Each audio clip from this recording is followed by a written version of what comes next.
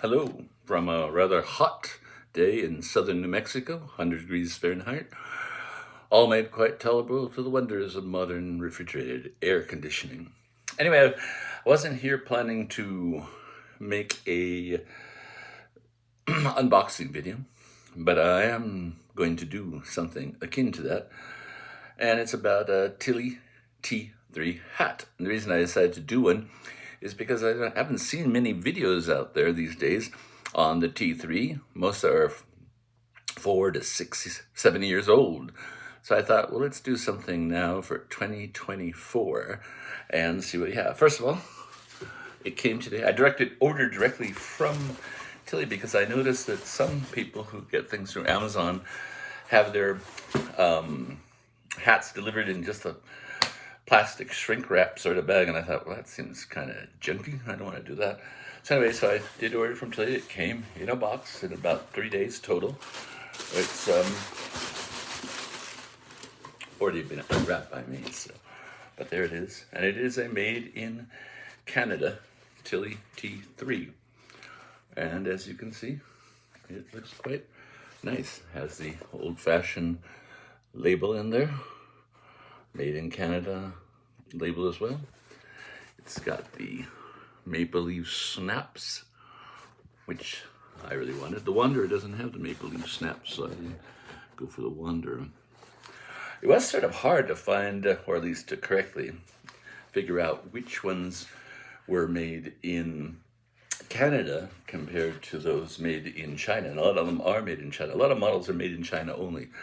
Some of the traditional T5s are still available made in Canada, but only in certain colors. So, for example, this T3 hat was available made in Canada in this color, and then some weird pink, and then I think a yellow and a blue. So they're all kind of happy daffy colors. I wanted something more natural to wear out when I'm staring at birds or just hiking.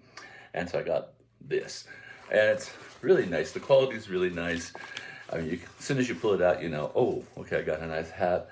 It's got all the famous touches, including the infamous secret pocket held in by Velcro. Of course, since the whole world knows about this secret pocket, I guess it's not all that secret anymore. But still, it's someplace you could shove a $10 bill or a $20 bill for emergency purposes. And it's got your little belongs to label there, which is kind of quaint. The front and back strap idea, front and back straps, so you can put it over around your chin if need be, or, down the back of your head if need be, depending on where you want. Oh, sorry, that's kind of dweeby. Okay, depending on where you want it. Some people think this is kind of a dorky looking hat, and even though I am fairly dorky looking, I don't think it looks bad. I mean, the bucket hats, I think, do look a bit odd, kind of like strange tourist hats. But this seems very comfortable and nice. And it does have the snap-up sides in case you want to get it out of your, get the side out of your way for some reason, or if you want to look like you're from Australia or something. Oops, sorry, that's backwards. Though I don't think it really matters if it's backward or forward. And that way you can have it up. And you can have it on both sides if you're so inclined. But, I mean, one thing is already overdoing the Crocodile Dundee thing. But anyway, if you are looking for a made in Canada hat, there's two ways you can try to go about that. And one is to look at the Tilley site itself. And in the search thing, just type made in Canada. And it will show you most of the hats that they have that are made in Canada. The TH5, the hemp hat, that does not show up in that search.